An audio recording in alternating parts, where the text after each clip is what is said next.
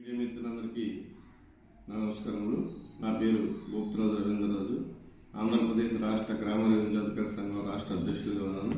అలాగే ఆంధ్రప్రదేశ్ ప్రభుత్వ ఉద్యోగ సంఘం రాష్ట్ర కార్యదర్శిగా ఉన్నాను.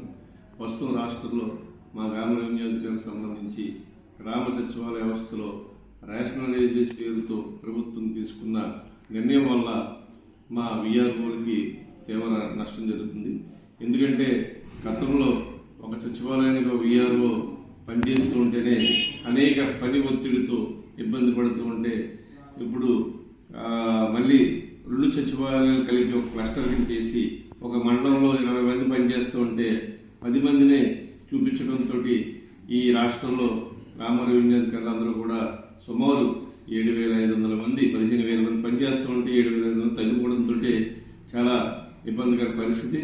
ప్రస్తుతం రీసర్వే గత ప్రభుత్వంలో జరిగిన రీసర్వే తప్పులు అతని పిటిషన్లపై అలాగే ఇతర శాఖ పనులతో తీవ్ర ఒత్తిడికి గురవుతున్న మా గ్రామ రెవెన్యూ అధికారులను ఈ క్లస్టర్ వ్యవస్థ పేరుతో 2 సచివాలయాలకు విఆర్ఓని నియమిస్తే చాలా ఇబ్బందికర పరిస్థితి. వీటిల్లో రెవెన్యూ సేవలు కూడా తీవ్రంగా జాప్యం అయ్యే పరిస్థితి. అందువల్ల ప్రభుత్వం ఆలోచించాలి. మా గ్రామ రెవెన్యూ అధికారులు కూడా గతంలో ఉన్న మాదిరిగానే ఒక సచివాలయానికి ఒక విఆర్ఓ ఉండేలాగా నిర్ణయం తీసుకోవాలని, అలాగే ప్రస్తుతం ఈ 7,500 మంది కూడా ఒకవేళ కష్టంగా తీసుకొస్తే 7,500 కూడా ఏం చేస్తారు, వాళ్ళకి ప్రమోషన్లు చాలా కల్పిస్తారా ఏంటని కూడా స్పష్టత లేదు. ఈ విషయంలో మా రాష్ట్ర గౌరవ రెవెన్యూ మంత్రి వారి దృష్టికి అలాగే ఉన్నతాధికారుల దృష్టికి ఇప్పటికే తీసుకెళ్లడం జరిగింది.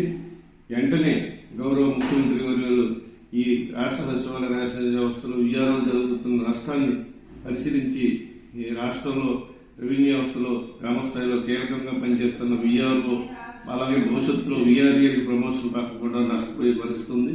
కేటస్ట్ని తగ్గిపోవడం వల్ల అటువంటి పరిస్థితులు రాకుండా ఇప్పుడున్న విఆర్ఓలు సీనియర్ విఆర్ఓ గ్రేడ్ 1 కానీ గ్రేడ్ 2 కానీ వారికి ప్రమోషన్ ఛానల్ కల్పించి తర్వాత అవసరమైతే ఒక సచివాలయం పోయిందే నిర్ణయం తీసుకుని అలాగే విఆర్ఏలకు కూడా ప్రమోషన్ ఇస్తే ఈ రెవెన్యూ సేవలు చాలా రాష్ట్రంలో ప్రజలకు అందించడానికి ఉంటుంది.